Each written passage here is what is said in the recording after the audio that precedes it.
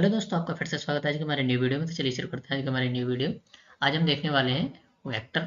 ठीक है, सबसे पहले में दे रखा है स्केलर। स्केलर क्वांटिटी क्या होती है? जिनके पास मैग्नीट्यूड तो होता है बट इनकी कोई डायरेक्शन नहीं होती। जैसे मास है हमारा, ठीक है, अगर यहाँ पे कोई मास रखा हुआ है तो क्या इसका कोई डायरेक्शन दिखा रहा है क्या? इसके पास मैग्नीट्यूड तो होगा कि 2 kg का है या 3 kg का है, पर कोई डायरेक्शन नहीं होगी कि कौन सी डायरेक्शन में मास रखा हुआ है। ऐसे ही स्पीड जो होती है, ऐसे डिस्टेंस है, टेम्परेचर है, ठीक है, तो इनकी कोई डायरेक्शन नहीं होती है। और जो वेक्टर क्वांटिटी होती हैं उनके पास डायरेक्शन भी होती है और मैग्नीट्यूड भी होता है। जैसे फोर्स, जैसे एक कोई बॉडी है, ठीक है, तो हमने इस पर लगाया 2 न्यूटन का फोर्स। अब हमें देखना पड़ेगा कौन सी डायरेक्शन में लगाया है, तो मतलब इसकी डायरेक्शन होती है। अब हो सकता है कि आप इसको इस तरीके से लगा रहे हो सकता है इस तरीके से, मतलब फोर्स के पास डायरेक्शन होती है। तो वेक्टर क्वांटिटी वो क्वांटिटी होती है जिनके पास मैग्नीट्यूड और डायरेक्शन दोनों होते हैं। टेंसर क्वांटिटी क्या होती है? और physical quantity that is neither vector और नॉर स्केलर। ना तो वो वेक्टर होती है पूरी तरह से, ना ही स्केलर होती है। जैसे मोमेंट ऑफ इनर्शिया, स्ट्रेन हो गया, स्ट्रेस हो गया, ठीक है। अब हम देख लेते हैं यूनिट वेक्टर क्या होता है। हैव यूनिट मैग्नीट्यूड, मतलब जिनका वन मैग्नीट्यूड होता है। यूज टू स्पेसिफाई डायरेक्शन, ये हमें डायरेक्शन के लिए प्रयोग किए जाते हैं। Represented by cap. जैसे अगर हमें इसको रिप्रेजेंट करना हो तो किस तरीके से रिप्रेजेंट कर सकते हैं? जैसे ए लिखा हुआ है, अगर इसको हमें यूनिट वेक्टर में दिखाना है तो आप इस पर एक कैप लगा देंगे। इसको हम दिखाते हैं कैप से, ठीक है। इसे क्या बोलते हैं? कैप बोलते हैं। अगर यूनिट वेक्टर का देखना हो तो लिखेंगे किस तरीके से इसको? जैसे हमारे पास कोई एक ए वेक्टर है जिसका यूनिट वेक्टर ए कैप है, ठीक है, तो इसको लिखाएंगे इसका मैग्नीट्यूड, ठीक है, अपॉन, सॉरी, ये वेक्टर अपॉन इसका मैग्नीट्यूड जो भी आएगा वो। अगर मैग्नीट्यूड का डिवाइड कर देंगे इस वेक्टर में तो उसका ये यूनिट वेक्टर बन जाएगा। अब देखिए, देख लेते हैं एडिशन ऑफ टू वेक्टर। हमारे पास कुछ लॉ हैं एडिशन करने के लिए इनके, ठीक है। वेक्टर को ऐड करने के लिए हमारे पास कुछ लॉ हैं। पहला लॉ दे रखा है triangle law of addition of two vector. अब इसमें क्या होगा, जैसे हमारे पास कोई एक वेक्टर ए वेक्टर है, दूसरा वेक्टर बी वेक्टर है, इन दोनों के वेक्टर के बीच अगर कोई एंगल थीटा हो, ठीक है, तो इन दोनों को कैसे ऐड कर सकते हैं?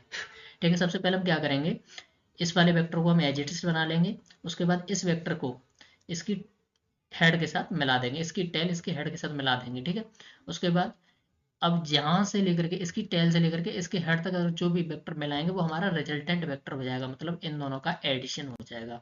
तो आर वेक्टर को हम लिख सकते हैं ए वेक्टर प्लस बी वेक्टर। अब यहाँ पे समझते हैं थोड़ा सा। अब हमें पता है कि इन दोनों वेक्टर के बीच में एंगल दे रखा है थीटा, तो हम इसको किस तरीके से रिप्रेजेंट करेंगे?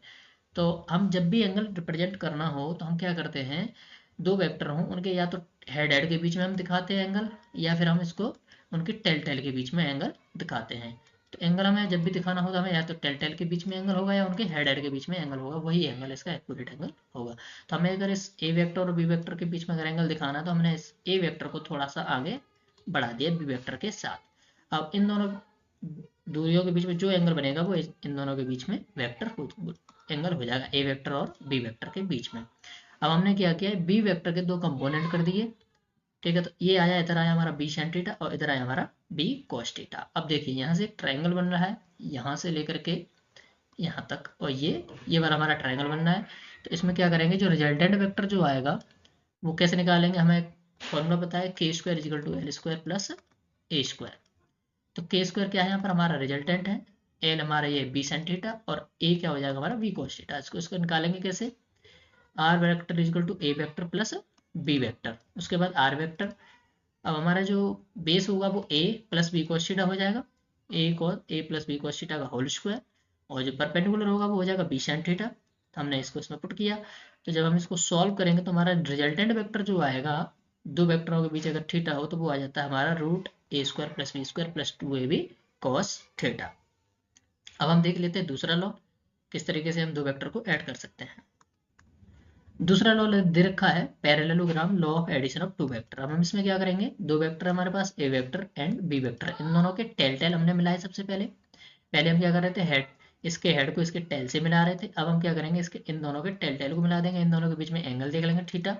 उसके बाद हम इस ए वेक्टर को क्या करेंगे, थोड़ा सा एक्सटेंड कर लेंगे आगे की तरफ, ये हमने बढ़ा दिया, यहाँ से एक हमने परपेंडिकुलर डाल दिया, ठीक है। अब ए वेक्टर और बी वेक्टर के बीच में हमें पता है थीटा एंगल है, तो हमने यहाँ पे थीटा को रिप्रेजेंट कर दिया।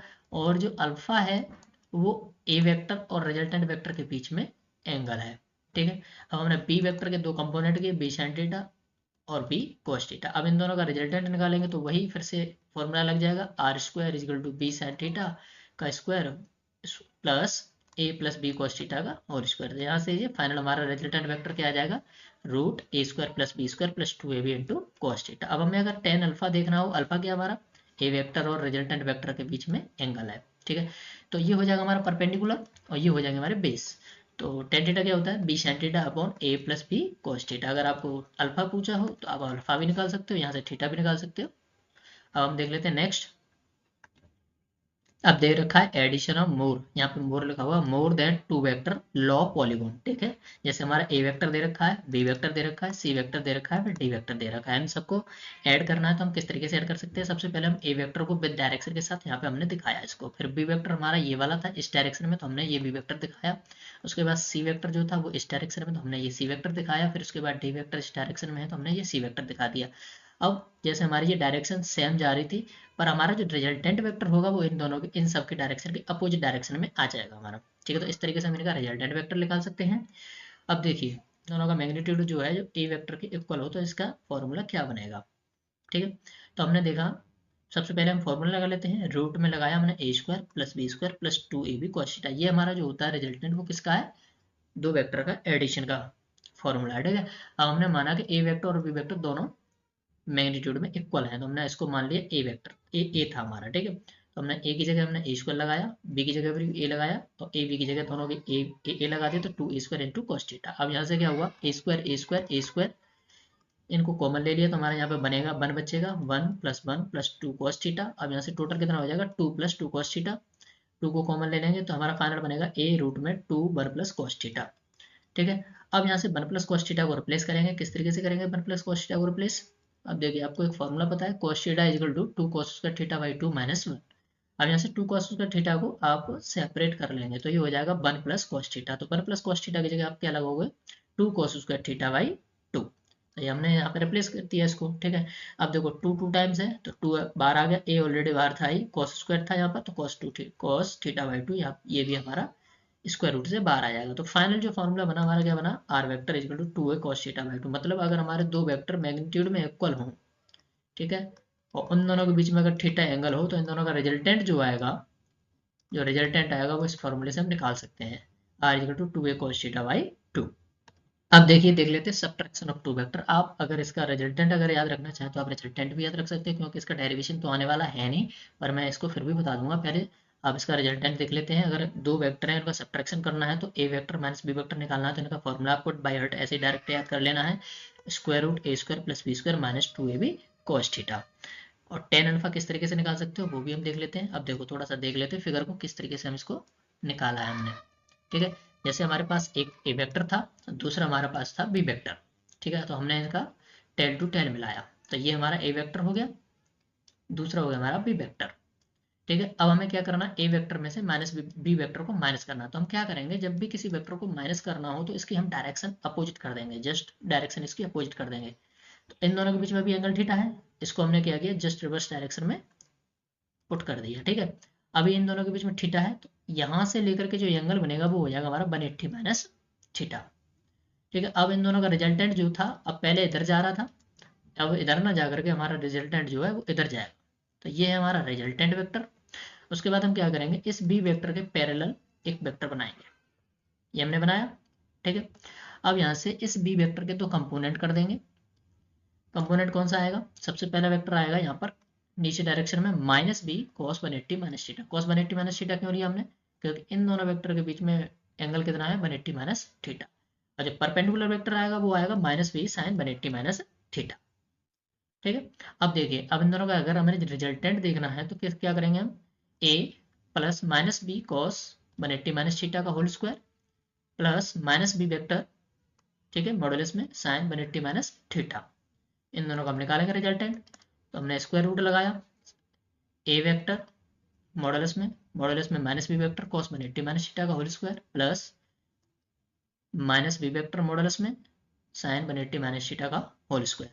अब यहाँ से हम इस मॉडुलस को हटा लेते हैं तो ए स्क्वायर हो जाएगा, यहाँ से भी मॉडुलस हटा लेते हैं, इसका हम मैग्नीट्यूड लगा लेते हैं तो B square cos 180 minus theta जो होता है वो होता है cos theta minus cos theta, ठीक है। तो माइनस कॉस थीटा का अगर स्क्वायर करेंगे, एक सेकंड, कॉस 180 माइनस थीटा जो होता है वो होता है माइनस कॉस थीटा, ठीक है। तो यहाँ से हमारा जो रिजल्टेंट आया वो आया a minus B cos theta plus sine 180 minus theta plus sine theta होता है, ठीक है। तो यहाँ से बी साइन थीटा का होल स्क्वायर। अब इनको a square plus b square से ओपन कर देंगे, तो a square plus b square cos square theta minus 2ab cos theta plus b square sine square theta. अब हम क्या करेंगे, कॉस स्क्वायर थीटा और साइन स्क्वायर थीटा वाले को एक पास पास लिख लेंगे और इसमें से बी कॉमन ले लेंगे, बी स्क्वायर कॉमन ले लेंगे, तो a square plus b square sine square theta plus cos square theta minus 2ab cos theta. अब हमें पता है sine square theta plus cos square theta equal to कितना होता है, हमारा 1 होता है। तो हमने फाइनल दिखाया a square plus b square minus 2ab cos theta. तो हमारा रिजल्टेंट जो आया वो क्या आया हमारा, आर इक्वल टू मॉडुलस में a vector minus b vector, और आप उसको दिखाएंगे square root a square plus b square minus 2ab cos theta, ठीक है। तो जो एडिशन में जो था यहाँ पर था प्लस, और जो सब्ट्रैक्शन में होता है वो यहाँ पर क्या होता है माइनस। तो बस इतना सा माइनस का डिफरेंस है और कुछ ज्यादा नहीं है, ठीक है। अब आपको अगर टेन अल्फा निकालना है, टेन अल्फा क्या है, रिजल्टेंट वेक्टर और ए वेक्टर के बीच में एंगल है। दिखा देते हैं आपको, ये हमारा टेन अल्फा है, ये ए वेक्टर है और ये हमारा आर वेक्टर है, रिजल्टेंट वेक्टर। तो इन दोनों के बीच में अल्फा है, तो हम इस अल्फा को किस तरीके से कैलकुलेट करेंगे, तो यहाँ से ये हो जाएगा आपका टेन थीटा कितना हो जाएगा हमारा, इस एंगल में, इस ट्रायंगल में टेन थीटा हो जाएगा परपेंडिकुलर हो जाएगा 20 साइन 180 माइनस थीटा, और बेस हो जाएगा ए प्लस मॉडुलस में minus B cos 180 minus theta. तो हमने ये डायरेक्ट ऐसे पुट कर दिया। आप याद रखना चाहो तो याद रख लो, अदरवाइज इसकी कोई ज़्यादा जरूरत है नहीं, ठीक है। Tan alpha equal to B sine theta upon A minus B cos theta. Minus जो एडिशन वाले में था वो यहाँ पर प्लस था और यहाँ पर क्या है माइनस है, बस इतना सा माइनस सा डिफरेंस है। अब देखिए, अब अगर हम मान लेते हैं कि ए वेक्टर और बी वेक्टर दोनों का मैग्नीट्यूड हमारा ए है, तो सब्ट्रैक्शन में किस तरीके से इसका फॉर्मूला निकलेगा, तो हमने इसको पुट किया ए square plus A square minus 2 A square cos theta. A square सभी में है तो ए स्क्वायर हमने कॉमन ले लिया, तो ये बना हमारा 2 माइनस 2 कॉस थीटा, ठीक है। तो 2 को भी कॉमन ले लिया, तो ए रूट में 2 1 माइनस कॉस थीटा। अब 1 माइनस कॉस थीटा को किस तरीके से रिप्लेस करेंगे, हमारे पास एक फॉर्मूला होता है cos theta equal to 1 minus 2 sine square theta by 2। तो यहाँ से आप क्या करेंगे, 2 साइन स्क्वायर थीटा बाई 2 को इधर ले जाओगे और इस cos थीटा को इधर लेके जाओगे, तो ये हो जाएगा 1 माइनस cos थीटा। तो 1 माइनस cos थीटा की जगह आप लगाओगे 2 साइन स्क्वायर थीटा बाई 2। तो यहाँ पे हमने 1 माइनस cos थीटा की जगह लगा दिया 2 साइन स्क्वायर थीटा बाई 2।